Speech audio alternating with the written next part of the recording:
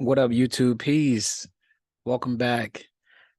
Now, I was thinking about this story in Luke chapter 14. We hear a story of Christ talking to the Pharisees in particular about a certain person who he had a wedding feast, and there was a man who was going to go to the seat of honor, and he said that it's not good to take up the seat of a higher place because you might get embarrassed and realize that that seat was placed for someone else, and you have to be embarrassed in front of the whole crowd when you have to sit in the lower place. So he said it's best to sit at the lower space or lower place at the table, so then you can be elevated or exalted in front of all the guests, and they can say that, oh wow, he must be something special because he was sitting at a low place and now he's sitting in a high place.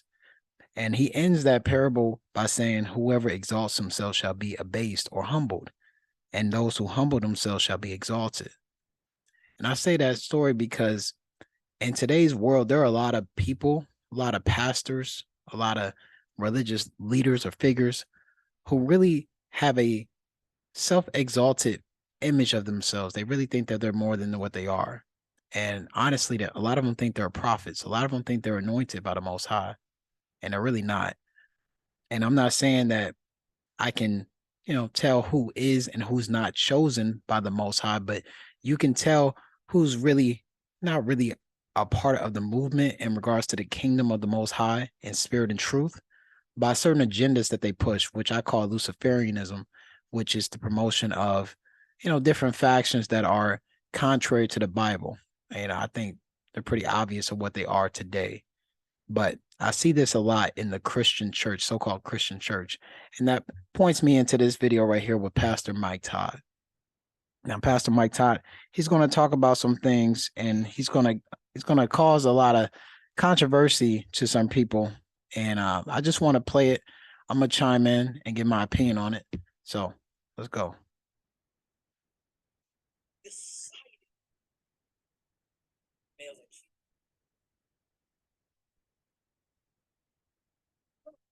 This is not a bad, I need y'all to hear my heart. This is not a bashing. This is not a, if I was there, maybe I would have told him, is there something in the middle you could do? Like kind of like a little maybe if somebody, well, I was born like this. I don't know how I feel. I feel you. And I wish that there was an option of other in the kingdom. In culture, you can make up whatever you want to. In culture, you can build whatever you want to. But the truth of the matter is that if we are going to submit under what the king says, I'm going to have to wrestle with what I don't even fully understand. Oh, God. Pastors don't say this because they want to be absolute. Well, why did that? I don't freaking know. No, honestly, I wish God would have made it so much simpler and it was like A, B, C, or D, like frick. No, I'm serious. What do you think about David? But I do know in the kingdom, they're going to cancel you. No, I don't think they're going to cancel you, brother. I think what people are kind of concerned about is that the Bible clearly talks about that lifestyle choice in regards to homosexuality and lesbianism, whether you want to go to the quote unquote Old Testament and Leviticus 18, or you want to go to the New Testament in Romans chapter 1. I mean, it's pretty black and white what the Most High thinks about those life choices. But in regards to that statement, and my question is for you, brother, like, why are you so concerned about the affairs of the LGBT community? I mean, the scripture, even in 1 Corinthians chapter 5, verse 12, it says, basically says, what have I to do with those who are without in regards to the church? Like, in other words, what is not my responsibility to judge the people who are outside my congregation. It's more my responsibility to judge within. But you seem a little over infatuated with trying to bring people like that inside your congregation. I'm curious to why you're doing it. Unless, Pastor Todd, you are secretly a member of the LGBT community, allegedly, and you're insidiously preaching acceptance of these lifestyle choices to your congregation to promote confusion, which I will only assume that you're doing that because you're being paid or sponsored by government agencies. I'm not saying that's a definite, that's just my opinion. It's just allegedly I'm speaking that, but it wouldn't surprise me because there are a lot of influencers who are a part of these movements and churches who are meant to deceive the majority of people. And I would not be surprised if Pastor Todd is one of those.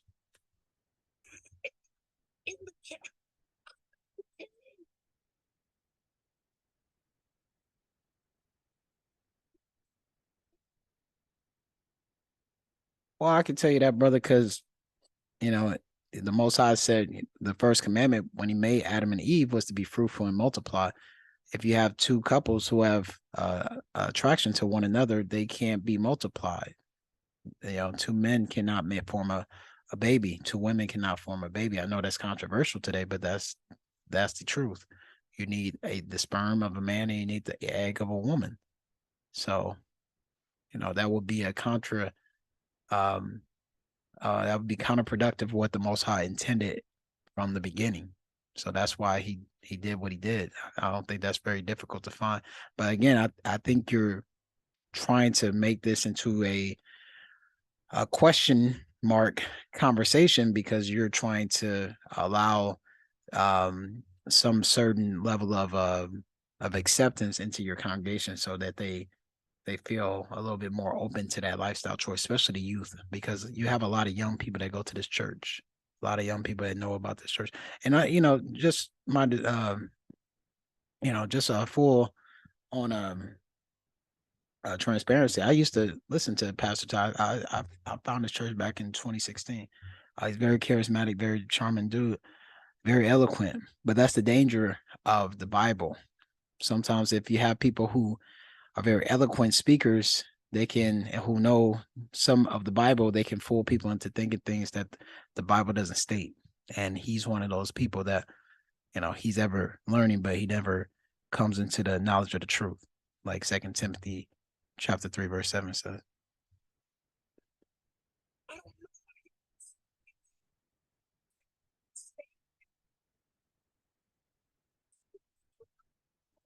Transformation Church.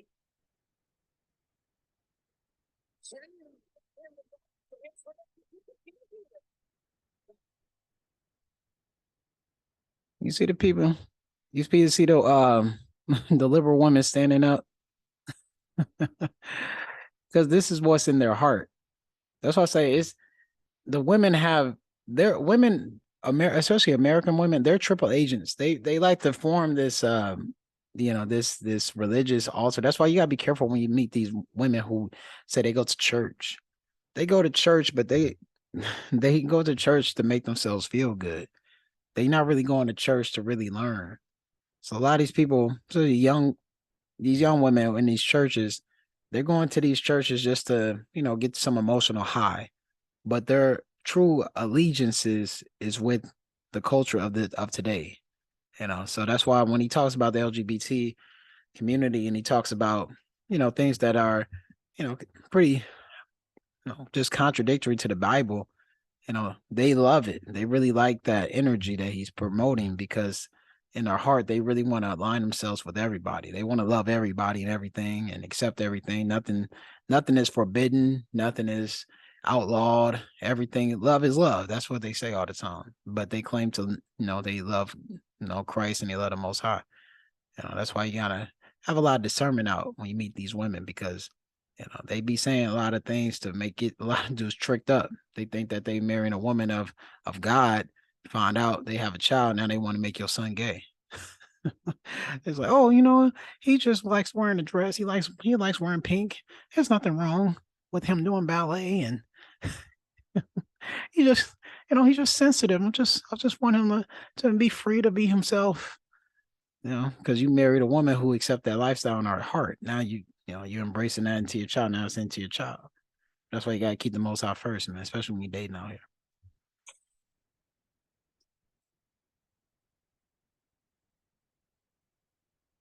Why do you want the LGBT in your church, especially the transgender, unless you just want confusion? That's why I said the Bible is a very exclusive book, man. People think that, the Bible is just telling everybody to come in and, be who you are. The Bible is very exclusive. There's nothing in good in life is about inclusivity. The only thing that's good that's inclusive is a hotel or a resort where everything's inclusive. But when you have a restaurant that serves over 1 billion people like McDonald's, that's super inclusive. Everybody can come and get it. The food quality is not good. It's cheap food. If you have a restaurant that is very exclusive, it's hard to get in. You got to RSVP to make a reservation. That food is going to be of upper quality, or at least you expect that to have upper quality food. You expect it to be more expensive. That's the power of exclusivity. The same way if you meet a woman, she knows everybody, she's been around with every guy. You don't see her as much of a as a person that's much loyal to you. She doesn't have that much value because she's been with everybody. But if she's exclusive to people and she only lets certain people in her life, you see like, oh man, she's something about her. She's something special. Same way with the guy, some women, they like that mystery. Like, oh wow, he doesn't talk to everybody. Exclusivity makes you more special. Our people have been taught to hold hands with everyone. I'm talking about so-called Black people. We think that, inclusion, integration with everybody in every group is going to help us be more free and more powerful as a people. And it's only made us weaker over the last 70 years.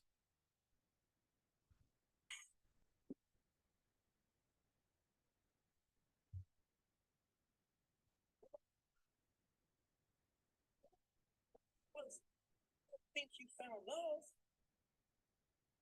just as a kingdom ambassador.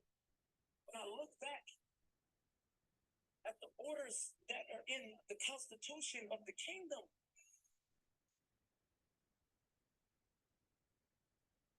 I know people don't talk like this because they want it to be black and white, but there's some things on this earth I don't have the answers to. And so when I don't know, I just default.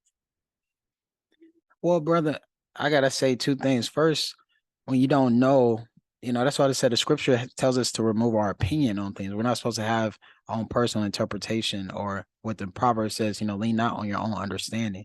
The Bible is pretty black and white on certain topics. Of course, life is nuanced. Life has gray area in it, but there are some things that are black and white.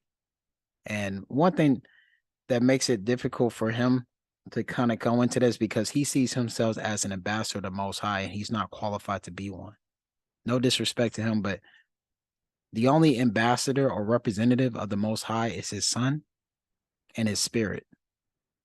And his son, who Christ or Mashiach, he gave his spirit to his apostles, the last of which was John, who wrote the book of Revelation. There are no more apostles or prophets out here since him. A lot of people think that they're apostles and prophets of today, and they are really dealing with delusions of grandeur. They want to speak for the Most High. They want to act like they're his representative, and they're not qualified to do that. Neither are you, and neither am I. We're all students of the scriptures. We're students of life. We're all trying to get to this thing day by day. None of us are perfect on this earth walking today. But the scriptures give us a baseline, and that is the default setting that we should all be going to when we don't have answers on our own. Pastor Todd is trying to make himself think that he has answers that really he's not qualified to answer on, because the answer has already been written before he was even born. But he, as many people are, leaning on their own understanding. That's why I say that he's exposing himself right now. A lot of people don't see it, but I see clearly through him that he's not who he's projecting himself to be as a man of God. And I'm saying this really hard on him because he's supposed to be a pastor. He's supposed to lead the flock, but he's leading his flock to Sheol.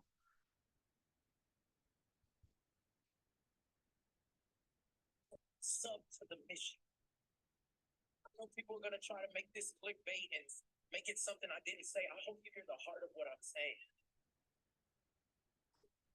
Wrestle and pray for all people.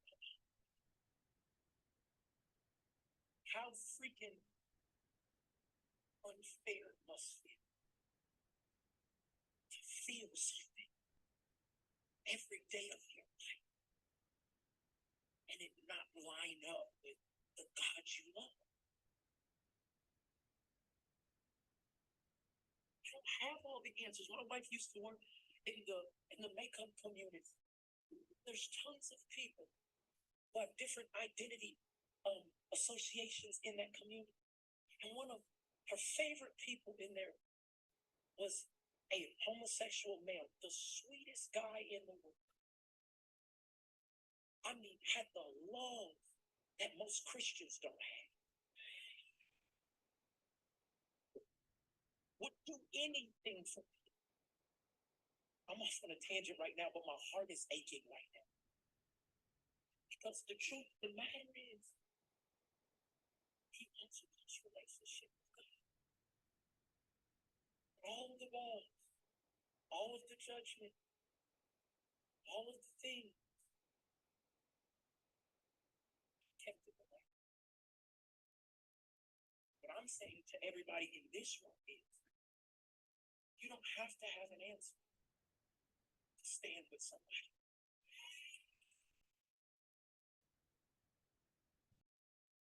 And brother, he wants, like I said, he's insidiously injecting that we need to stand, or his congregation. I'm not part of his congregation, but he's saying that his congregation needs to stand with the LGBT, and he's going to actually try to align this with the civil rights movement. And this is what they do. This is what liberals do. They associate the LGBT movement with the civil rights movement. They're like, remember when y'all couldn't go into restaurants and bars and y'all couldn't go on the buses? Y'all had to sit in the back. We want to be on the right side of history now, because we see we did y'all wrong. The so-called Black people in the 40s and 50s, they were being mistreated because they were being refused food and services because they were told, we don't sell your kind here. We don't sell to your kind here. No one is doing that to the LGBT. No one is saying that you can't come to my church. No one's saying that you can't do this and you can't do that. The problem is that the LGBT are saying that we don't just want to be a part of it. We want to lead it and we want to steer it this way. And we also want your children to basically accept it as well. That's why I say there is not about just having equality with them. It's about having a supremacy. They want the pastors and the leaders and the teachers to be pro-LGBT, and they want to be the stewards and teachers of your children. That's why people are having a problem with it. Pastor Todd is being disingenuous with that statement. Oh my God, y'all are so religious. It's all fun and games till it shows up in your house. That's interesting that you say that, brother, because it makes me think that something may be going on in your house or something may be going on in your spirit to even say that. You're supposed to be a man of God, but you're very, very passionately defending the LGBT lifestyle, which the Bible condemns explicitly. So it makes me wonder what's in your house right now, sir. Until you dealing with it in your home, they just need to throw them away and cast it to a lake of what? It's God's workmanship and a masterpiece. I'm offending religious spirits right now. I already know. What I'm saying is, who's going to serve? Who's going to serve the untouchable? Now he's about to turn the LGBT into a story like Christ with the leprous men and the people who are untouchable per se. Who's going to serve the ones that the church is outcast? Who's going to serve the people who your parents taught you to hate? Some of y'all, your parents would turn over in your grave if you knew you was in a church with a black preacher in a black suit with a black man on a shirt wearing braids. You see, very insidiously, very cleverly, he aligns the LGBT with the pro-black angle. And that's what liberals do. That's why I say he is I wouldn't say he's a con man, but he's definitely a showman. He definitely knows how to work a crowd. He's very charismatic. because he's really mind fucking these people right now.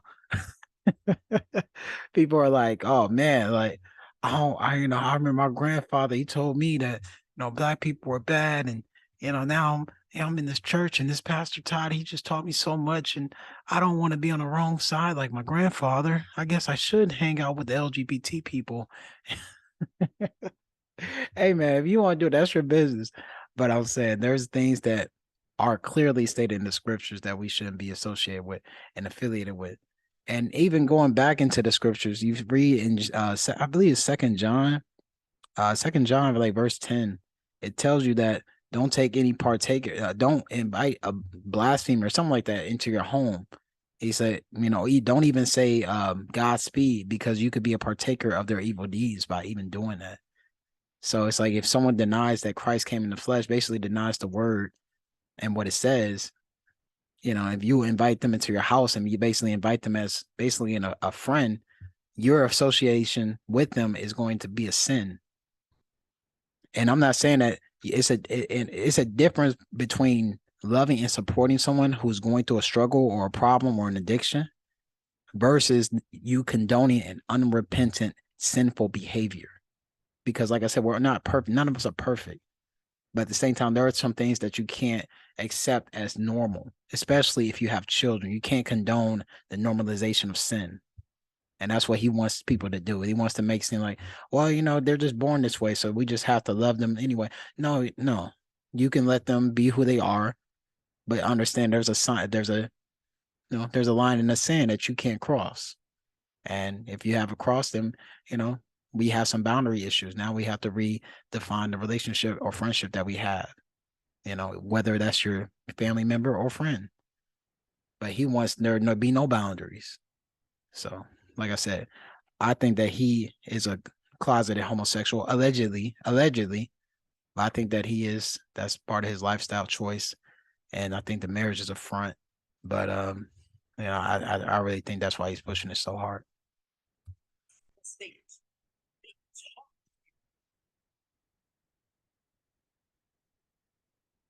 But in the kingdom, we serve everybody.